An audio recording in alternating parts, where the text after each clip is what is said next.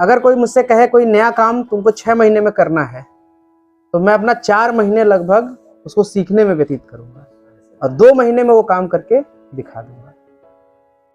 ऐसा नहीं करूंगा कि 6 महीने लगातार काम करता रहूं और आउटपुट कुछ ना आए।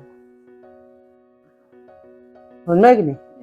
इसी पे एक कहानी है कि एक राजा था, बहुत ही बलशाली राजा था। उसके यश कीर्ति, उसका वैभव, सबसे वो संपन्न था। लोग उसकी इज्जत भी बहुत करते थे क्योंकि वो अपने राज्य को जो उनकी जरूरतें रहती थी उसको पूरा करता था। अब काफी समय तक उसने अपने राज्य पे राज किया, लेकिन हर एक इंसान एक समय के बाद बूढ़ा हो ही जाता है। वो भी बूढ़ा हो गया। एक समय के बाद जब वो बूढ़ा हो गया तो उसके दिमाग में एक शंका घर कर गई कि इस मेरे 4 बच्चे हैं, इन 4 बच्चों में कौन ऐसा होगा जो मेरा उत्तराधिकारी बनेगा। नियम तो ये कहता है कि जो ज्येष्ठ पुत्र होता है वही उत्तराधिकारी बनेगा, लेकिन ये कोई मानक नहीं हो सकता। हो सकता है जो सबसे छोटा पुत्र हो वो बहुत अच्छा काम कर जाए राज्य के विकास के लिए।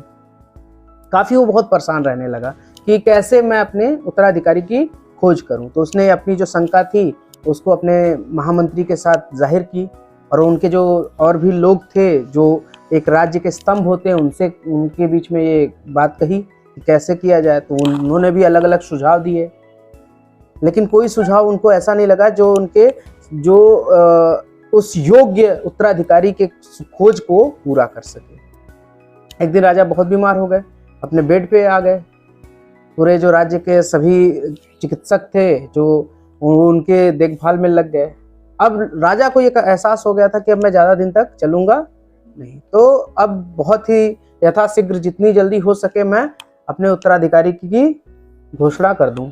उसने अपने 4 पुत्रों को अपने पास बुलाया और उनको ये कहा कि मैं तुमको एक काम दे रहा हूँ, इस काम को तुमको 4 घंटे में कंप्लीट कर देना है। जो सबसे पहले कंप्लीट करेगा उसी को इस राज्य का उत्तराधिकारी घोषित किया जाएगा।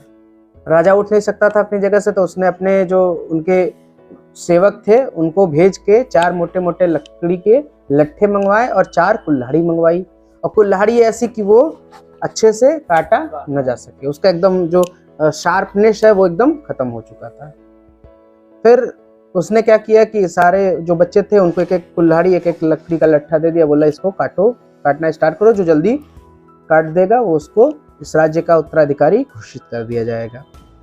सभी लग गए काटने के लिए, सब काटे जा रहे एकदम बहुत तेज, जितना जल्दी हो सके सब कुल्हाड़ी चला चला के मार के काट रहे। लेकिन उनका एक पुत्र जो था, सबसे छोटा जो था, वो कुल्हाड़ी से लकड़ी नहीं काट रहा था, वो उस कुल्हाड़ी को शार्प कर रहा था बैठ के। और सब उसकी तरफ देख रहे हैं और हंस भी रहे कि देखो ये अपना टाइम वेस्ट कर रहा है, इससे पहले हम लोग काट लेंगे। ठीक है, वो अपना लगभग 4 घंटे में लगभग 3.5 घंटे तक वो अपना टंगारी क्या करता रहा, शार्प करता रहा। जब उसके हिसाब से सर जो कुल्हाड़ी शार्प हो गया, अब वो काटना स्टार्ट किया और 10 मिनट में लकड़ी का लट्ठा काट के खाली। और वो जो उनके 3 और भाई थे वो अभी भी काट ही रहे थे, लेकिन कंप्लीट नहीं हो पाया क्योंकि कुल्हाड़ी उतने लायक नहीं थी। तो फिर उस राजा ने अपने जो सबसे छोटे पुत्र था उसको राज्य का उत्तराधिकारी घोषित कर दिया। इससे हमें क्या सीख मिलती है?